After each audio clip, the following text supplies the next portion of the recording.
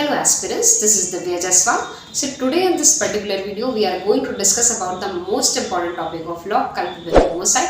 So before we start the video we have to know the meaning of culpable homicide. So the word culpable derives from the Latin word culpabilis, which means worthy of blame, and the word homicide derives from the Latin word homo and cadere. Homo means a man and the cadere means to cut और किल, यानी कि इसको साधारण भाषा में देखें तो जब एक व्यक्ति द्वारा किसी दूसरे व्यक्ति पर मृत्यु कारित करने का या उसे मारने का अपराध किया जाता है तो उस पर उस अपराध के लिए ब्लेम लगाया जाता है। अब इसको और अच्छे से समझने के लिए हम एक केस को रेफर करेंगे, Rampal Singh versus state of Uttar Pradesh 2012 का केस, जिसमें कोर्ट ने कल्पेबल होमोसाइड को बताया जीनस एंड मर्डर को बनाया उसकी एक स्पीसीज। इसको इजीली समझते हैं कि जैसे कल्पेबल होमोसाइड को हम देखेंगे एक फ्रूट की तरह और मर्डर को देखेंगे एक एप्पल की तरह। तो क्या फ्रूट और एप्पल में कोई डिफरेंस हो सकता है? नहीं, क्योंकि एप्पल तो एक फ्रूट का ही टाइप है। यानी कि all murders are culpable homicide but all culpable homicide are not murder. यानी कि जो सही क्वेश्चन होना चाहिए इन दोनों को डिफरेंशिएट करने के लिए वो ये होना चाहिए, culpable homicide amounting to murder and culpable homicide not amounting to murder. यानी कि इसके अब कुछ इंग्रेडिएंट्स भी होंगे जिसे हम देखते हैं। तो the main ingredients of culpable homicide and murders are, first क्या होगा आपका इंटेंशन ऑफ कॉजिंग डेथ, ठीक है। सेकंड आपका क्या होगा bodily injury which will likely to cause death, which will likely to cause death, likely पर मैं एम्फेसाइज कर रही हूँ।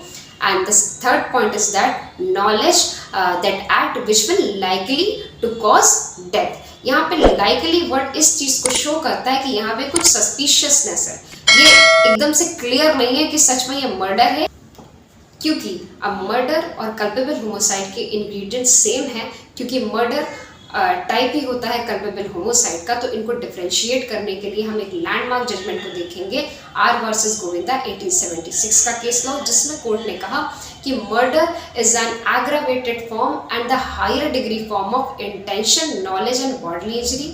यानी कि जब मर्डर एक एग्रावेटेड फॉर्म में होगा या हायर डिग्री फॉर्म में होगा intention knowledge and bodily injury की, तब वो मर्डर के लिए वहाँ पे लायबल होगा।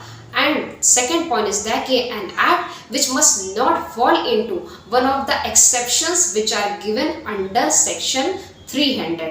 अब वो exceptions क्या है उनको देखते हैं हम। तो पहला exception क्या देता है कि पहला exception देता है आपका, कहता है कि grave and sudden provocation, और ऐसा grave and जो sudden provocation होना चाहिए वो क्या होना चाहिए, उसी व्यक्ति से मिला होना चाहिए जिसकी हमने डेथ कॉज की है, वो वॉलेंटरी नहीं हो सकता है। इस पर एक हम लैंडमार्क जजमेंट देखेंगे, KM. Nanavati versus state of Maharashtra 1861 का। इस पर एक मूवी भी आई थी अक्षय कुमार जी की, रुस्तम, जिसको सभी ने देखा हुआ है। बट हाँ, इसमें कुछ इसके जो पॉइंट्स थे वो चेंज किए गए थे क्योंकि बॉलीवुड मिक्स किया गया। जो मेन इस केस के पॉइंट्स थे इसमें यही था कि जो आपके के.एम. नानावटी जी, अक्षय कुमार जी होते हैं, वो आपका जाते हैं सिनेमा में अपने वाइफ और अपने बच्चे को छोड़ के आते हैं और उसके बाद अपने शिप पे जाते हैं, गन उठाते हैं और फिर वो अपनी वाइफ के फ्रेंड के घर जाते हैं। तो ऐसा के.एम. नानावटी जी का कहना था कोर्ट के सामने कि मैं जब वहाँ उस मैन से पूछता हूँ, जो उनकी वाइफ का फ्रेंड था, उससे पूछता हूँ कि क्या आप मेरे वाइफ और मेरे बच्चे को रखेंगे, और वो मना कर देता है, तो मुझे ग्रेव एंड सडन प्रोवोकेशन आ गया और मैंने गन से उसको मार दिया।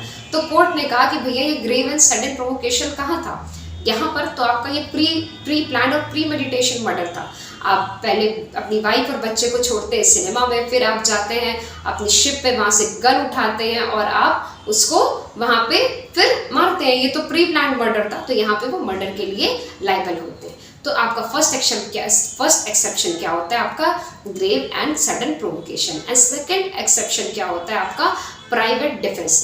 यानी कि कोई बंदा कि अपने प्राइवेट डिफेंस में दी गई अपनी पावर को अगर वो एक्सीड वे में यूज़ करता है तो वहाँ पे कल्पेबल होमोसाइड होगा। यानी कि एग्जाम्पल से समझते हैं कि ए और बी है, यहाँ पर बी आता है और ए को लाठियों से मारने लग जाता है और ए तुरंत गन निकालता है और उसका मर्डर कर देता है। तो वहाँ पर जब अपने पावर को उसने एक्सीड किया प्राइवेट डिफेंस में, तो यहाँ पे ये कहलाएगा आपका कल्पेबल होमोसाइड, ना कि मर्डर। तो ये आपका आएगा सेकंड एक्सेप्शन में।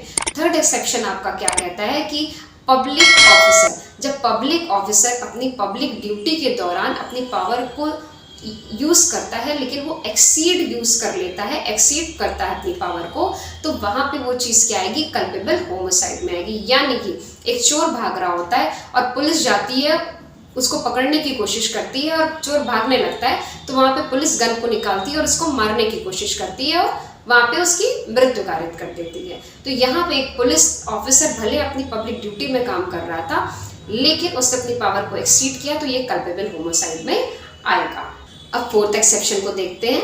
तो फोर्थ एक्सेप्शन क्या कहता है कि जब कभी सडन फाइट और सडन क्वारल के बिटवीन हीट ऑफ पैशन में एक पर्सन के द्वारा दूसरे पर्सन की डेथ कॉज हो जाती है। तो यहाँ एक पर्सन को नॉलेज तो होती है सेकंड पर्सन को मारने की, लेकिन इंटेंशन नहीं होता, तो ये कल्पेबल होमिसाइड में काउंट होगा। एक एग्जांपल के थ्रू समझेंगे कि जैसे दो पर्सन सड़क पे लड़ाई कर रहे होते हैं, वहाँ एक पर्सन को पता होता है कि अगर दूसरे पर्सन को उसने सड़क पे धक्का दिया तो उसकी डेथ हो सकती है, लेकिन उसका इंटेंशन नहीं होता, लेकिन वो धक्का दे देता है, उस पर गाड़ी चढ़ जाती है, तो यहाँ पे क्या हो गया, वो कल्पेबल होमिसाइड में काउंट होगा।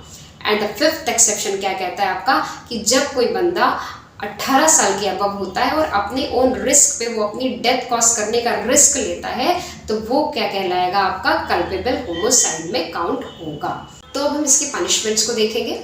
तो जो सारा गेम स्टार्ट होता है कल्पेबल होमिसाइड और मर्डर का, वो इनकी पनिशमेंट से ही स्टार्ट होता है, क्योंकि कल्पेबल होमिसाइड में डेथ पेनाल्टी से पनिश नहीं किया जाता, लेकिन आपका मर्डर में डेथ पेनाल्टी से पनिश किया जाता है। इसीलिए इतनी डीप एनालिसिस होती है कि ये कल्पेबल होमिसाइड है या मर्डर, कि कहीं गलती से भी किसी को डेथ पेनाल्टी से पनिश ना कर दिया जाए। तो आपका जो कल्पेबल होमिसाइड है उसकी पनिशमेंट दी गई है आपका सेक्शन 304 में, और जो आपका मर्डर है उसकी पनिशमेंट दी गई है आपका 302 के अंडर। तो कल्पेबल होमिसाइड जो 304 में उसकी पनिशमेंट दी गई है वो दो कैटेगरी में डिफाइन है। तो पहली कैटेगरी क्या कहती है कि आपका N act causing death with the intention of causing death but not the aggravated form of intention, knowledge and bodily injury, तो वहाँ पे क्या होगा, life imprisonment up to 10 years और प्लस फाइन। और दूसरी कैटेगरी क्या कहती है, an act causing death but not the intention of causing death, तो वहाँ पे क्या लगेगा आपका 10 years प्लस फाइन। और मर्डर में इसी के साथ क्या पनिशमेंट दी जाती है सेक्शन 302 के अंदर, death penalty, life imprison, fine और बोथ। तो होप सो आपको कल्पेबल होमिसाइड और मर्डर का कॉन्सेप्ट क्लियर हो गया होगा, और अगर नहीं हुआ है तो आप हमसे कमेंट बॉक्स में पूछ सकते हैं, और या फिर हमें नीचे स्क्रीन पे दिए व्हाट्सएप नंबर पे कनेक्ट